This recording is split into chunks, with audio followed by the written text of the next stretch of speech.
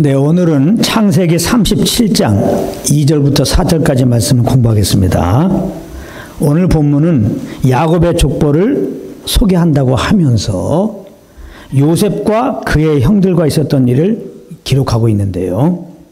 요셉의 형들은 그들의 아버지가 자기들보다 요셉을 더 사랑함을 보고 미워했다고 하는 그런 내용입니다. 그럼 본문 말씀을 살펴보도록 하겠습니다. 2절을 보겠습니다. 야곱의 족보는 이러하니라. 요셉이 17세의 소년으로서 그의 형들과 함께 양을 칠 때에 그의 아버지의 아내들 비라와 실바의 아들들과 더불어 함께 있었더니 그가 그들의 잘못을 아버지에게 말하더라. 이렇게 기록하고 있습니다.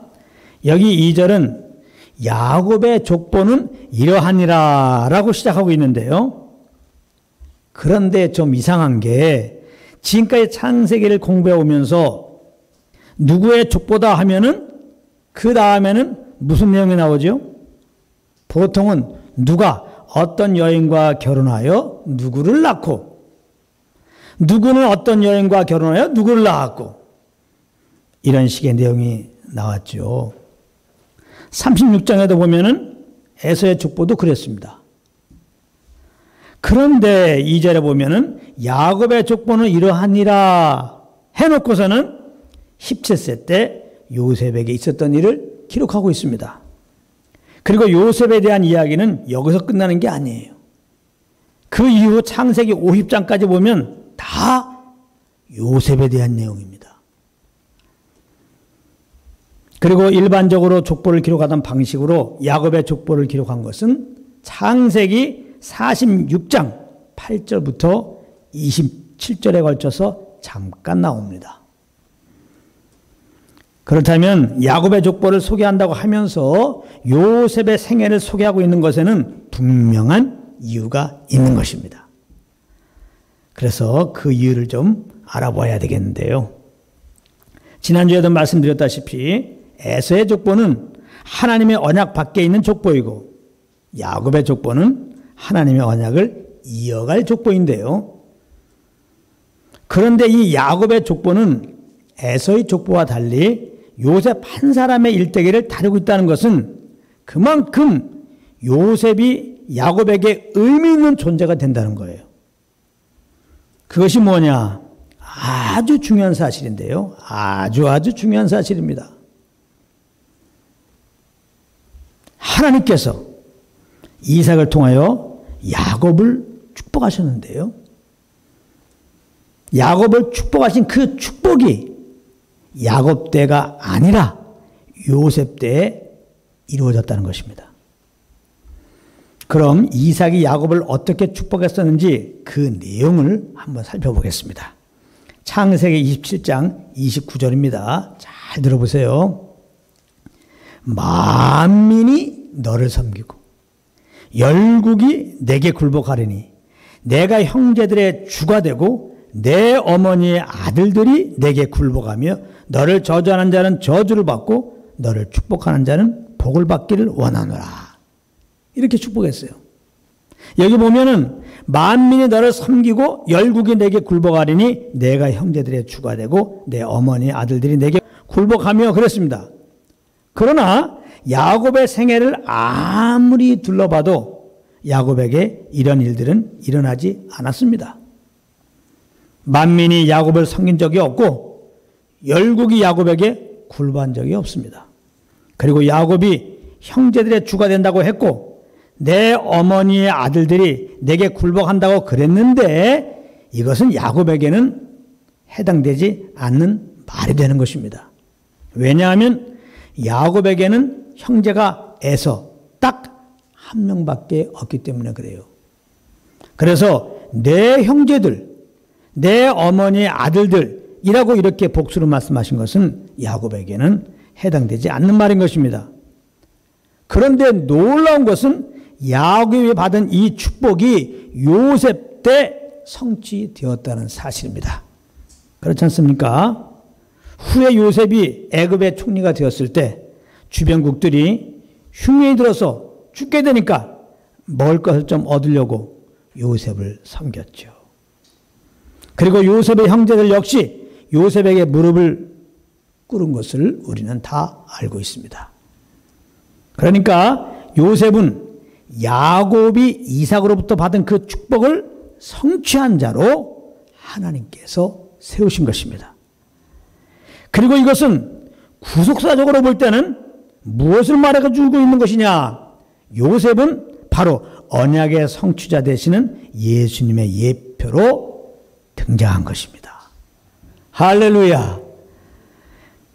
하나님이 이삭을 통하여 야곱에게 주신 축복이 일체적으로는 요셉을 통하여 성취되었습니다. 그러나 이것은 구속사적으로 보면 예수 그리스도를 통하여 이루어질 언약이었다 이 말입니다. 만민이 너를 섬기고 열국이 내게 굴복한다는 것은 곧 열방의 충만한 수가 예수님께 회개하고 돌아오는 것을 말씀한 것입니다. 그리고 내가 형제들의 주가 되고 내 어머니의 아들들이 내게 굴복하며 라는 것은 온 이스라엘이 구원을 얻게 될 것을 말씀하신 거예요. 이것은 지금 예수 그리스도로 말미암아 성취되고 있는 것이죠. 로마서 11장 25절 26절에 보면 이런 말씀이 있습니다. 이방인의 충만한 수가 돌아오기까지 이스라엘의 더러는 우둔하게 된 것이라 그리하여 온 이스라엘이 구원을 받으리라. 이렇게 말씀하고 있습니다. 이 말씀은 결국 예수 그리스도를 통하여 이방인의 충만한 수와 온 이스라엘이 구원을 받게 된다는 그런 말씀인 것입니다. 그러므로 우리는 야곱의 족보를 공부하면서 즉 요셉의 생애를 공부하면서 동시에 예수 그리스도께서 행하신 일들을 발견하기 원합니다. 아니 성령으로 말미암아 발견하게 돼야 되는 거예요. 그런 은혜가 있길 바랍니다. 우리는 항상 성경을 볼 때마다 기억해야 될 것이 있습니다. 성경은 누구에 대하여 쓴 것이라고요? 바로 예수 그리스도에 대하여 기록한 것이라는 겁니다. 요한복음 5장 39절입니다. 너희가 성경에서 영생을 얻는 줄 생각하고 성경을 연구하거니와 이 성경이 곧 내게 대하여, 여기서 내는 예수님입니다. 내게 대하여 증언하는 것이니라 분명히 말씀하고 있습니다. 성경은 예수 그리스도에 대해서 기록하고 있는 것이다 이 말이에요. 이 점을 놓치고 성경을 보게 되면 우리도 모르게 인본주의적으로 성경을 보게 된다는 것입니다. 그래서 성경을 공부하고 나면 예수님보다는 성경에 나오는 믿음의 선진들이 나의 영웅이 되어 있다 이 말이에요. 그 영웅들 중에 한 명이 바로 누구냐? 요셉입니다. 요셉의 삶이 얼마나 파란만장했습니까? 정말 감동스러운 한 편의 영화를 보는 듯한 그런 삶입니다. 말할 수 없는 어려움 속에서도 믿음을 저버리지 않고 결국 노예의 신분에서 일국의 총리가 되기까지의 스토리. 그래서 많은 성도인들은 나도 요셉처럼 살고 싶다라고 말합니다. 그러나 이것은 오해라 이 말이에요. 이렇게 성경을 보면 안 된다는 거예요. 하나님께서 요셉을 등장시킨 것은 바로 우리 주 예수 그리스도를 알리기 위한 것이라 이 말이에요. 이거를 깨닫는 은혜가 있기 바랍니다. 그래서 예수 그리스도를 믿고 그 믿음 가운데 살아서 생명을 얻고 더 풍성되기를 원하셔서 말입니다. 그러므로 오늘부터 공부하게 되는 요셉의 생애를 보면서 주 예수 그리스도를 만나는 은혜가 한 분 한 분 가운데 넘치시기를 예수님의 이름으로 축복합니다. 2절에 보면은 요셉이 17세 때 형들과 함께 양을 쳤는데 그때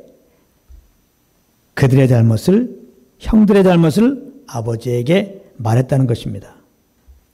요셉이 형들의 잘못을 드러낸 것이죠. 이것은 예수님이 이 땅에 오신 이유가 무엇인지를 암시하고 있는 내용입니다.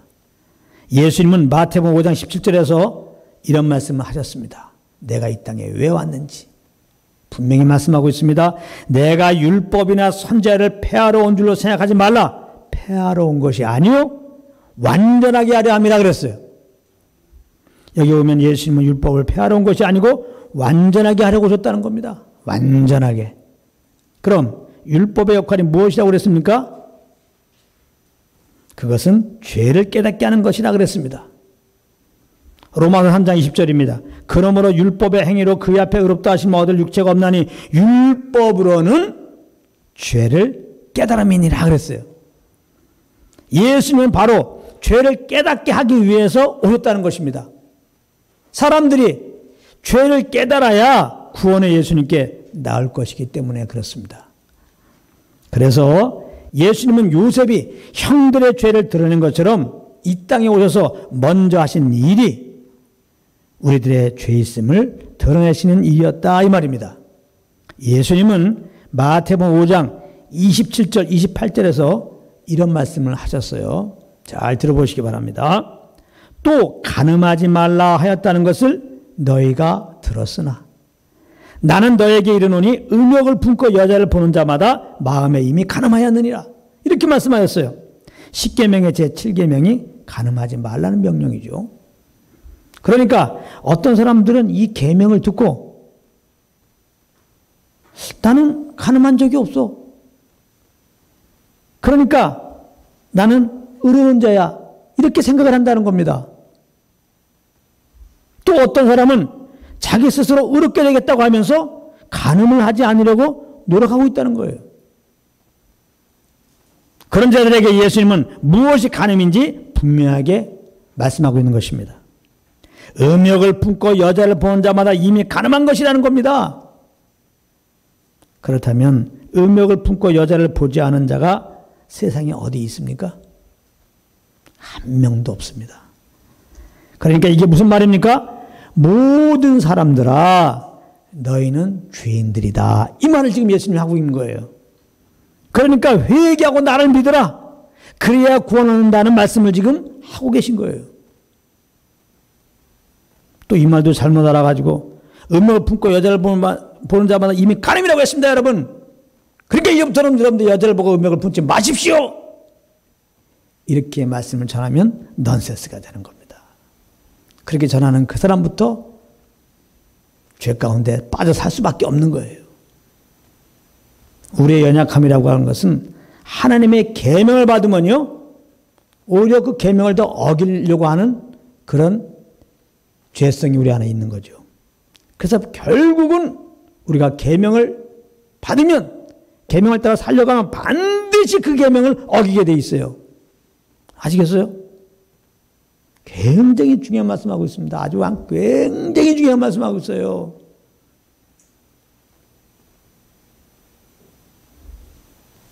말씀 보는 태도가 완전히 바뀌어야 됩니다. 하나님의 말씀을 좋은 교훈으로 알고 이 말씀을 받아서 이 말씀 따라 내가 삶으로 말미암아 내가 착한 사람 돼야지, 의로운 사람 돼야지, 하나님께 기쁨이 되는 삶을 살아야지 하는 목적으로 성경을 보면 안 된다 이 말이에요. 예수님은 우리들에게 이렇게 내가 말씀을 하고 있으니까 너희 스스로 이렇게 살도록 하기 위해서 말씀을 주신 게 아니에요. 좀 전에 말했죠. 하나님 우리에게 말씀을 주신 것은 오직 예수 그리스도를 알려주기 위해서 주셨다고. 근데 우리가 예수님께 나가려면, 예수를 믿으려면 우리가 죄인인 것을 알아야 돼요. 그래서 우리는 이 말씀을 통하여 내가 죄인인 것을 알아야 돼요. 하나님의 그 계명을 보면서 나는 죽었다 깨어나도 이 계명을 지키지 못하는 죄인이라는 것을 알아야 된다 이 말이에요. 성령님을 의지하고 복음의 관점으로 말씀을 보면 그런 깨달음이 오는 것입니다. 그렇지 않고 인본주의적으로 말씀을 보게 되면 아 이렇게 사는 게 하나님을 기쁘게 드리는 거야. 아 이제부터는 내가 그렇게 살도록 노력해야지. 이거는 지금 성령의 인도함 받지 못한 겁니다. 이거는 복음적인 관점으로 본 게 아니라 내 의로 이 말씀을 지금 보고 있는 거예요. 그러면 안 되는 겁니다. 요셉이 형들에게 미움을 받고 결국에는 버림받게 되는데 그 이유 중에 하나가 바로 형들의 잘못을 드러내서 그런 것입니다. 예수님이 육신의 형제들인 유대인들이 예수님을 십자가에 몰고 간 이유 중에 하나가 바로 이것이었던 것입니다. 그러므로 우리는 성경을 공부하면서 우리 죄를 대신 짊어지시고 십자가를 지신 예수님을 만나야 하는 겁니다. 그래야 본래 나는 죄덩어리였고 지금도 그리스도의 은혜 아래 있지 않으면 죄 가운데 빠질 수밖에 없는 참 연약한 존재인 것을 알게 되기 때문입니다. 그래야 교만하지 않고 나를 신뢰하지 않고 오직 그리스도만 신뢰하는, 그래서 오직 성령의 인도하심을 따르는 삶을 살 수 있게 되는 것입니다. 그런데 그렇지 않고 바리새인들과 그들을 추종했던 유대인들처럼 자기 의로 율법을 지키려고 한다든가 혹은 자기는 율법을 잘 지킨 의인으로 착각을 하게 되면 예수님의 십자가가 참 어리석게 보이는 것입니다. 이 예수님이 우리 죄를 위하여 십자가에서 피 흘려 죽으시고 부활했으니 회개하고 예수 믿어서 구원을 받으라고 하는 이 십자가의 도가 얼마나 미련하게 보이는지 모릅니다. 자기들은 지금 의롭다고 생각하고 있기 때문에 그래요. 그래서 이 복음을 전하는 자들을 어떤 경우는 같은 믿는 자들이 핍박을 하는 것입니다. 어떤 사역자들은 이 십자가의 도를 전하는 사역자들을 사기꾼이라고 말하기도 해요. 너무 복음을 값싸게 전한다 이 말이에요. 구원은 믿기만 해서 받는 것이 아니고 믿은 다음에는 반드시 우리의 선행위가 더해져야 된다고 하면서 말입니다. 그런데 이것은 진리가 아니죠. 사실이 아니죠. 우리는 너무나 연약하기 때문에 죄에서 자유할 수가 없는 것입니다. 이런 존재라는 것을 성경을 볼 때마다 우리는 항상 깨달아야 되는 것입니다. 그래야 우리 심령에 십자가의 그 은혜가 항상 감격으로 다가오는 것이고 모든 일을 할 때 오직 주 예수 그리스도의 이름으로만 할 수 있는 것입니다. 즉 성령을 쫓아 행하게 된다 이 말이에요. 그런 은혜가 있길 바랍니다. 계속해서 3절 4절을 보겠습니다.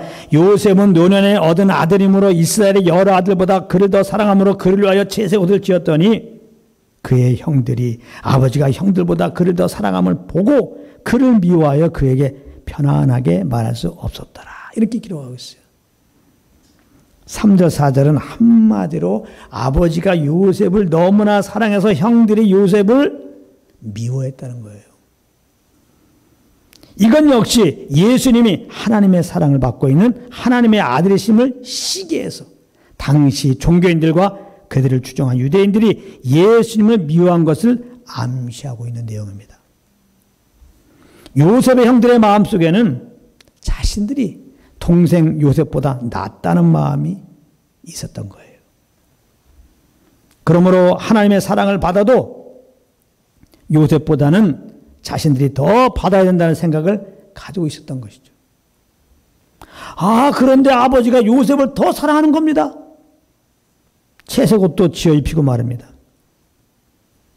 그러니 시기가 나서 미워한 것입니다. 그리고 결국 미디안 상인들에게 요셉을 팔아 넘긴 거죠. 예수님은 시기했던 자들도 마찬가지입니다. 그들은 예수님을 하나님의 아들로 알아보지 못했고 오히려 자기들이 예수님보다 더 낫다라고 생각하고 있었던 것입니다. 그런데 어느 날 예수님이 한 중풍병자를 고쳐주면서 이렇게 말합니다. 작은 자야, 내 죄상을 받았느니라. 이렇게 말씀해 주시는 것입니다. 그때 그 무엇을 보고 있던 종교인들이 품고 있던 마음 상태를 마가복음 2장 7절은 이렇게 말하고 있습니다. 이 사람이 어찌 이렇게 말하는가? 신성모독이로다.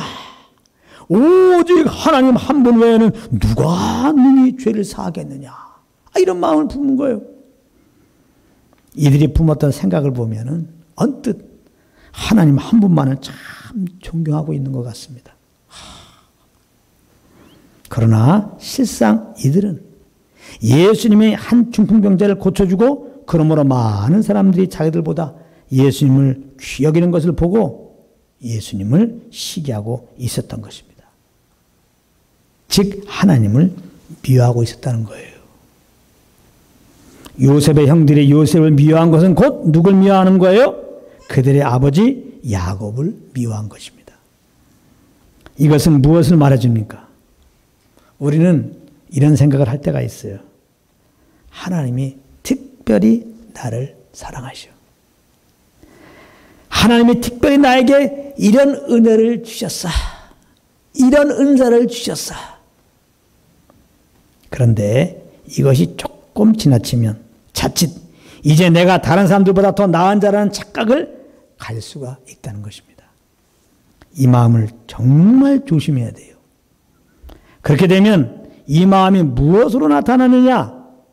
다른 형제가 나보다 무엇인가 더 나은 것을 발견할 때, 그래서 사람들로부터 나보다 더 인정받는 것을 볼 때 시기와 미움으로 나타난다는 것입니다.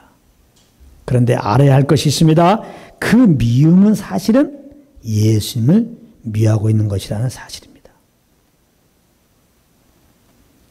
이렇게 말하면 아니에요. 제가 연약해서 형제를 미워할 수는 있을지 모르지만요. 저는 예수님은 절대 안 미워요. 절대 예수님은 안 미워요. 나는. 예수님은 정말 사랑합니다. 그런데 가만히 생각해 보십시오. 형제를 시기하고 나아가서 미워하게 되면 여러분들의 심령은 어떤 상태가 됩니까? 마음에 예수님을 찾게 되던가요? 예수님을 높이게 되던가요? 예수님을 막 섬기고 싶던가요? 성령의 인도하심을 따르고 싶던가요? 아니죠. 오히려 그런 마음이 다 사라졌어요. 그렇게 하고자 하는 마음이 1도도 없어요. 그것은 뭐예요? 지금 예수님을 미워하고 있는 것이다 이 말입니다. 그러니까 제가 지금 무슨 말을 하려고 하는 것입니까? 이걸 잘 들으세요. 우리는 성경을 보면서 항상 나라고 하는 존재는 그리스도의 은혜를 벗어나면 내가 잘났다고 나를 자긍하는 교만하기 짝이 없는 존재임을 깨달아야 한다는 것입니다. 그래야 항상 이런 자를 구하시기 위하여 십자가를 지신 예수님이 그저 내 마음에 감사로 다가오는 것입니다. 그래야 성령의 인도하심을 따라 형제의 선행에 대하여 격려할 수 있고 오히려 예수님이 나에게 그러하였듯이 남을 나보다 귀히 여길 수가 있는 것입니다. 그러므로 모쪼록 성경을 공부하면서 이렇게 요셉의 생애를 공부하면서 우리 모두는 그리스도의 그 십자가 은혜를 더 알게 되기를 바랍니다. 그래서 이번 한 주간도 그리스도가 아니면 저는 한순간도 주님의 기쁨이 될 수 없사오니 나를 친히 이끌어 주옵소서 하고 우리 삶의 주권을 주님께 올려드리고 그저 성령 인도하심을 따라 사시게 되시기를 우리 주 예수 그리스도 이름으로 축복합니다. 내가 늘 의지하는 예수 나의 상처 입으신 영을 불쌍하게 여기사 위로하여 주시니 믿으신 나의 좋은 친구 내가 의지하는 예수 나의 사모하는 친구 나의 기도 들으사 응답하여 주시니 믿으신 나의 좋은 친구 주의 손 의지하고 살 때 나를 해할 자가 없도다 주님 나의 마음을 크게 위로하시니 믿으신 나의 좋은 친구 내가 의지하는 예수 나의 사모하는 친구 나의 기도 들으사 응답하여 주시니 믿으신 나의 좋은 친 내가 요단강 건너와서 마음이 두려워서 떨 때도 주가 인도하시니 어찌 두려워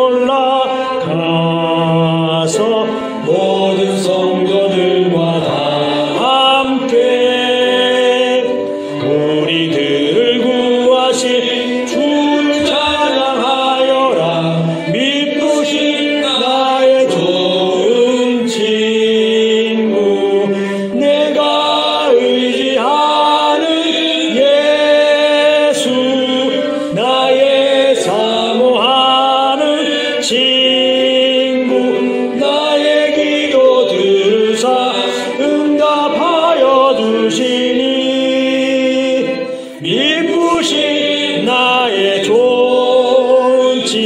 내가 의지하는 예수, 내가 의지하는 예수, 나의 사모하는 예수, 나의 기도 들으사 응답하여 주시니